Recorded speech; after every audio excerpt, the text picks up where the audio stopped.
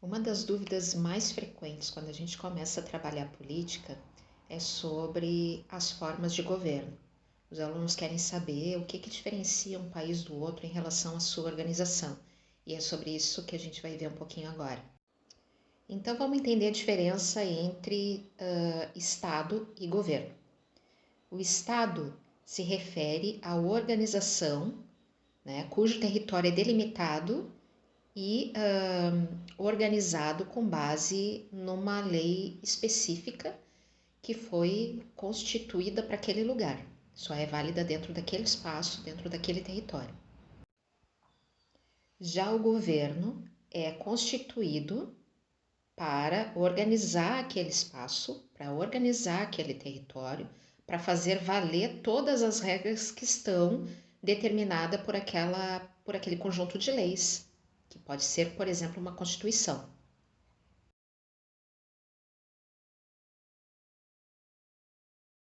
Essas formas de governar podem ser enquadradas em pelo menos 5 formas.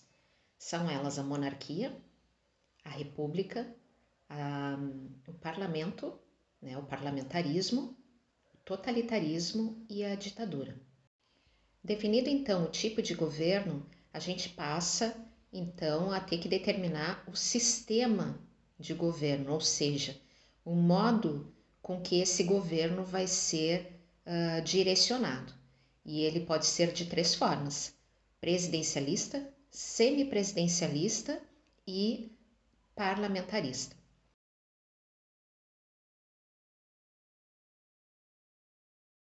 O presidencialista é o que nós já conhecemos, né? Ele está presente no Brasil. Então, o nosso tipo de governo requer a participação popular através do voto. O caso dos Estados Unidos, a mesma coisa, né? Embora a forma de votação seja diferente da nossa, a forma de governar é da mesma forma, ou seja, o presidente ele é uma figura importante no estabelecimento de regras e especialmente na conversa com os ministros, na composição, né, dos ministérios e na conversa com os deputados e senadores. Então, da mesma forma que no Brasil, ocorre nos Estados Unidos. Agora eu vou falar do semipresidencialismo, cujo sistema está presente em países como França e Portugal. Nesses lugares, a população ela vota e escolhe o presidente, e é esse quem escolhe o primeiro-ministro. E os dois trabalham juntos, né? Precisam estar alinhados politicamente, porque a definição das políticas internacionais, por exemplo, precisam estar de acordo. Então, ao contrário do parlamentarismo, onde o primeiro-ministro é definido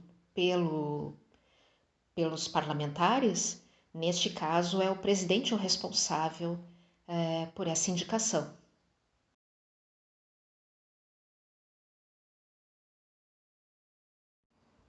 Agora eu vou falar para você sobre o parlamentarismo e trago aqui 2 exemplos de países parlamentares monárquicos, que são eles, né? O Reino Unido e o Japão. Nos 2 casos nós temos um primeiro-ministro e o representante da família real. No caso do Reino Unido, nós temos a Rainha Elizabeth, representante da família real. No caso do Reino Unido, nós temos a Rainha Elizabeth e como primeiro-ministro o Boris Johnson. No caso do Japão, nós temos como presidente Yoshihide Suga e como primeiro-ministro o Naruhito, que é o imperador japonês, representante da família real.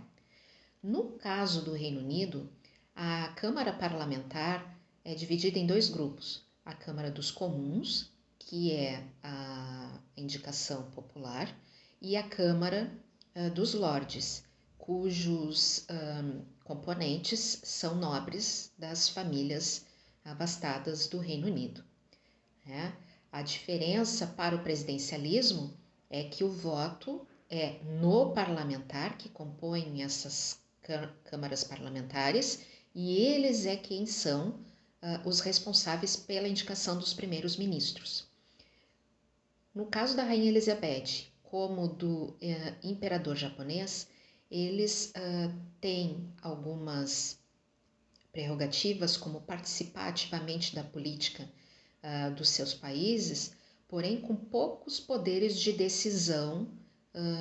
De maneira geral, eles não podem fazer discussões públicas, porque isso cabe ao parlamento, né? Mas eles podem usar o seu poder, por exemplo, para destituir o primeiro-ministro. Isso não é comum de acontecer, mas é possível diante da legislação presente nos dois países.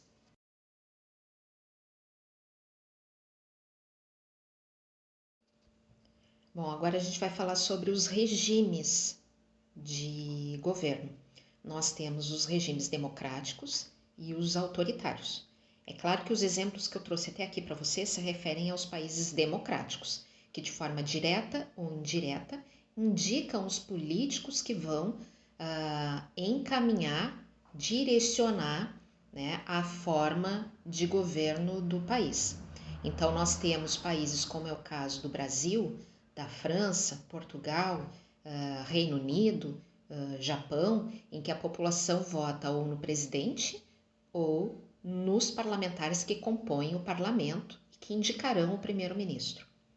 Então, essa é a diferença. No caso dos países autoritários, não há participação popular. Há um movimento que vai indicar a liderança que vai governar aquele lugar. É o caso da Coreia do Norte, é o caso de Cuba e do próprio Brasil, quando nós passamos pelo movimento de ditadura que ocorreu entre 1964 e 1985. Então, através de um movimento militar, nós não podemos mais exercer o direito ao voto. Então, isso é comum nos países que passam pelo momento de autoritarismo. A população ela perde o direito ao voto e à participação política do seu país.